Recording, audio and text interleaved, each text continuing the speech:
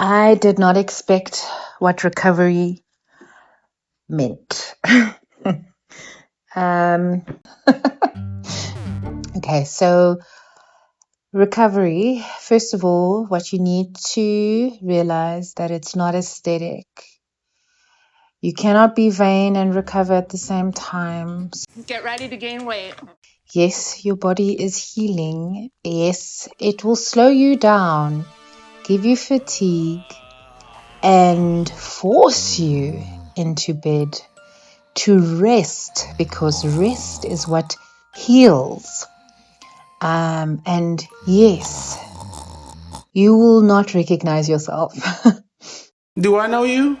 But all I want to say to you during this time is it's very important for the healing process for you to have compassion for yourself, for others that are there to help you, but it's also taxing for them. I'm not someone who takes dependency very well. Oh, okay. And I think part of trying to deal with not exposing that part of myself which felt so scary. No, I don't need you to see me in pain. I don't want you to see my weakness, which is so weird because I really thought I'm an authentic person and that all the facets of myself are fair game, but this one really took me by surprise. The river is long, but I'm owning the shore. I'm more than I lost, and I'm finding much more, surviving the crocodiles, one morning at a time.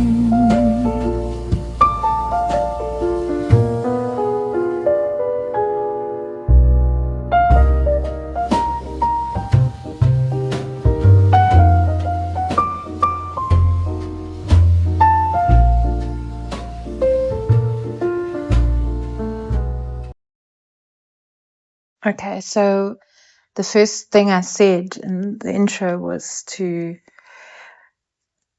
say that you can't be vain and recover at the same time. So it's not pretty, girls, it's not pretty. And we need to get away from Instagram recovery so that you can be real and recover better. And recovering better means recovering in record time. So I was very concerned in the beginning about cravings, about hunger, about immobility, because as I indicated, I think in episode 1, I was hitting the gym at 5 a.m. every day and being a very active, strong person. I was really concerned about, flabbing out, if I can put it that way, which, to be honest, is the least of your concerns when you've had major surgery. But it was something playing in the back of my mind. I mean, I am a woman at the end of the day. She cares about how she looks, good or bad. It's the truth, So I do want to urge you to take that out of your mind completely. Vanity is not going to help anyone in your recovery. What I want you to focus on is the short-term nature of the recovery process and trust in your ability to bounce back. And that's an important thought, especially, it's something I'm telling myself, especially if I'm thinking about my fitness journey, to say, I remember this one thing I kept talking to my trainer about was, how much muscle am I going to lose? Am I going to be able to regain? How quickly is it going to take me to regain that muscle? And he was very honest with me. He said, it's going to take you a while to regain the muscle, but it won't take you as long as it did when you started your fitness journey, because you had started from a zero base. Now you're going to start from a very good base. And it's just going to, you're going to be relying on muscle memory kicking back in. So when I had to overcome the whole vanity thing, I told myself, okay, it's short term. This is not your life now. You are literally recovering from major surgery. It's going to take a couple of weeks, and you can plan your recovery in terms of getting back into the groove and bouncing back. So having done that, I can put that out of my mind and focus on more important things. There were several things that I struggled with during recovery that I'm wondering if we share, if we can share the pain, sisters, because that was one of the big things for me. I was told by my doctor, my surgeon, that I shouldn't have as much pain as the other types of hysterectomies. So I thought, well, if I've had excruciating menstrual cramps before and terrible PMS, then this should be bearable. No. So something that I took for granted and did not prepare for beforehand and really struggled through was pain management. But I think I needed to just be honest with my doctor to be like, one of the things that they really encourage in hospital and also when you get discharged is a form of pain management through a suppository medication, and apparently it works very quickly, it gets into the system quickly, and it's one of the stronger forms of pain medication.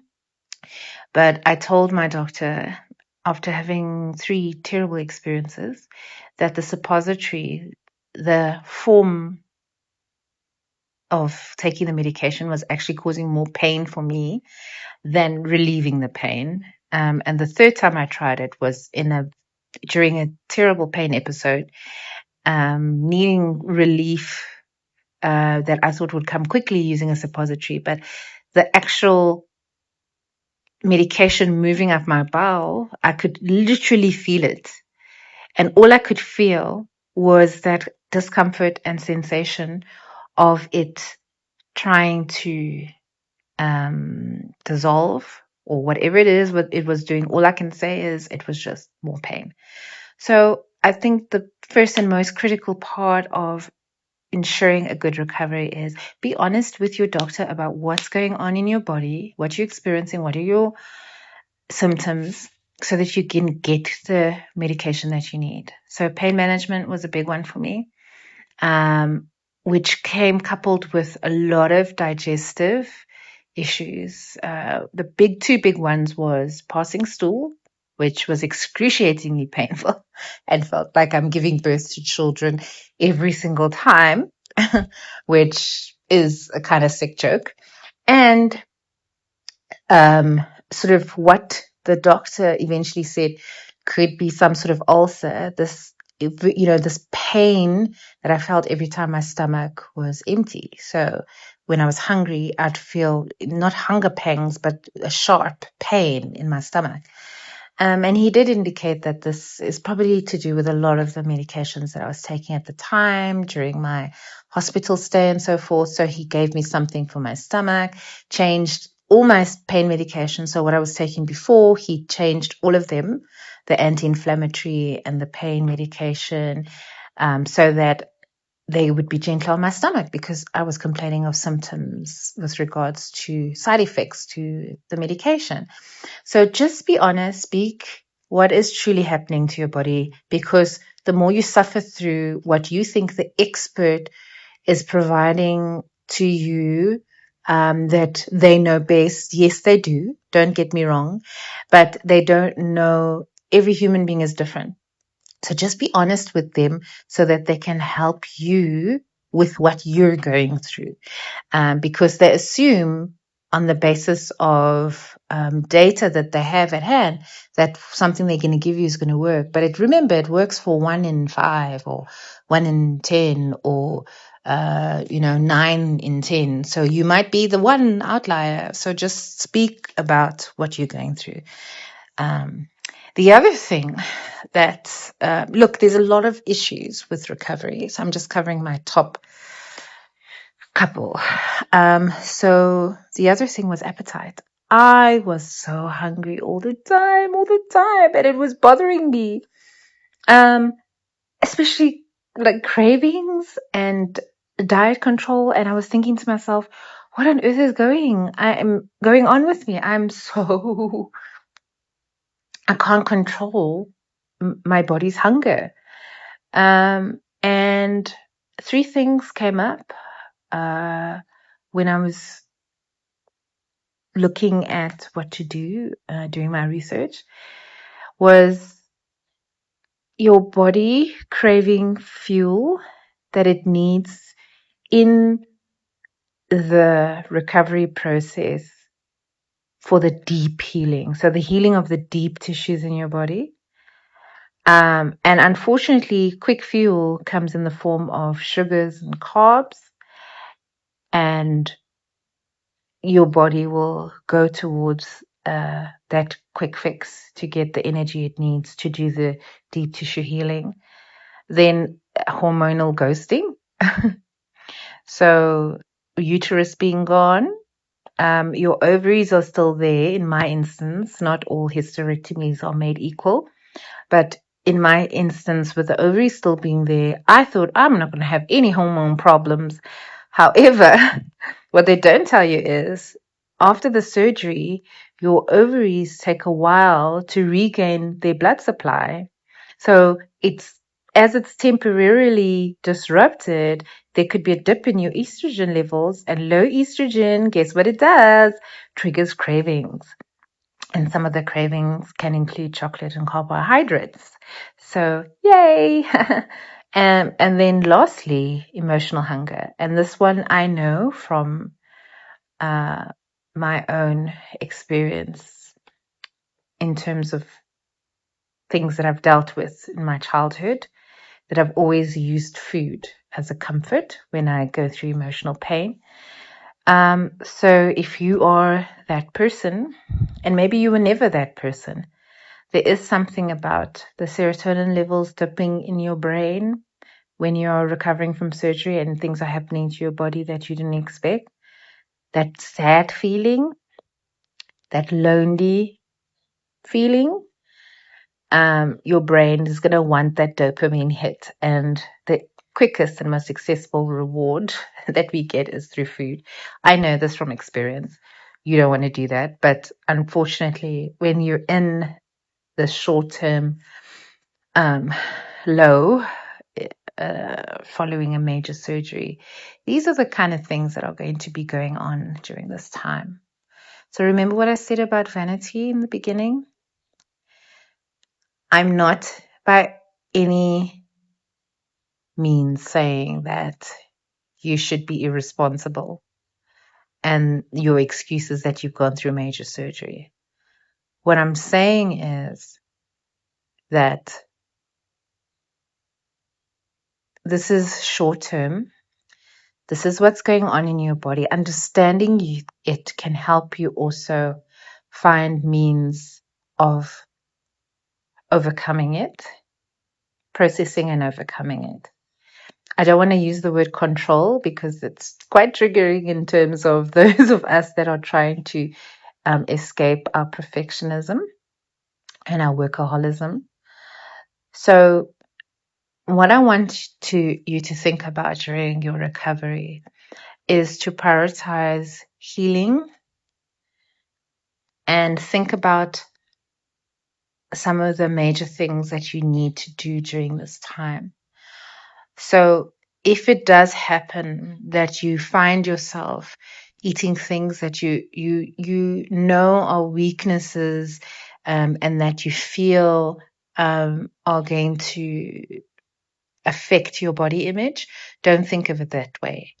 Try and focus on getting the right food sources that you need for your recovery, but forgive yourself for the weaknesses that you will experience along the way.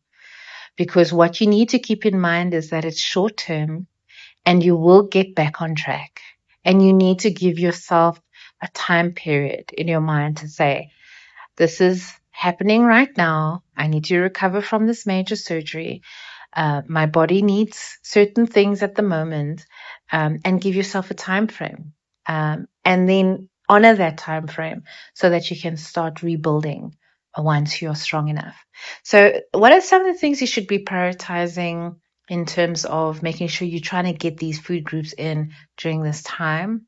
So, I cannot stress enough the pain that I experience in terms of bowel movements.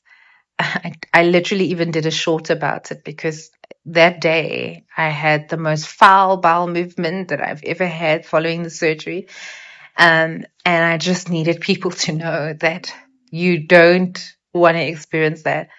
But I don't know if it can be avoided. But what really has helped and made a difference for me is having a really good probiotic. You want to maintain high fiber, and not bulking fiber. So, if you love muesli, give it a hang 10 for a while. Any wheat rich products, they say whole wheat is good for fiber. Yes, but it's a bulking fiber. So all it's going to do is going to stop you up. And then when you have to pass that stool, it's going to be a huge chunk that must pass by a very sensitive part of your body, that is full of stitches, and you don't want that. So you want something that's going to soften the stool. So you're looking at things like berries, oats, leafy greens, and so forth. Try and pack in the protein. Protein is what the body uses for healing. So maybe also just using the proteins to also get your craving fixes. So, for example, in terms of the fiber, you might want to do a handful of almonds, so you get a lot of protein. It's salty, can give you that feeling of carbohydrates, as a good snack, protein-rich snack. And then, your proteins, whatever you can get a hold of, that's good enough for you in terms of your diet. Obviously, you don't want it to be too rich in saturated fat and so forth. Also, the fiber and the protein will help you stay fuller for longer. So that can help in terms of if you feel like your appetite is running away with you during this time. But I must be honest, the time that I felt the worst was the latter end of the first week being home. And I find that as the weeks progress, the appetite is easier. It's becoming easier to control. Let me put it that way. Okay. So the last tip, because I don't want to preach to you, the last major tip for me is they say hydrate a lot. They were not lying. It's going to be hard because you're going to need to go to the toilet every hour. It's okay. It's important to ensure enough mobility during this time. But the more water you drink, the better the recovery. I haven't researched this part of the tip that I'm giving now, but I can tell you from personal experience that it's made a world of difference, in terms of my bowel movement, and just how I feel in general, being more highly hydrated. So they recommend about 1.5 liters to 2 liters of water a day. I've been doing about 2 liters of water. And yes, it's very irritating to have to run to the loo every hour. I'm getting used to it now, but I don't know. I can't tell you why. Maybe someone can give us a hint as to why in the comments, but it's really made a world of difference for me. So, ladies, it is hard, the recovery, especially if you're like me, who's been the hero, who's been the warrior, who's been the helper, to now be the needy. But as I said, focus on the end goal. Take it a day at a time, a morning at a time. Remember that it's short term and this too shall pass. And remember that you will bounce back. You will bounce back. The bounce back might take longer than you anticipate, but it will happen. Give yourself time and give yourself grace. All the best with your recovery, girls.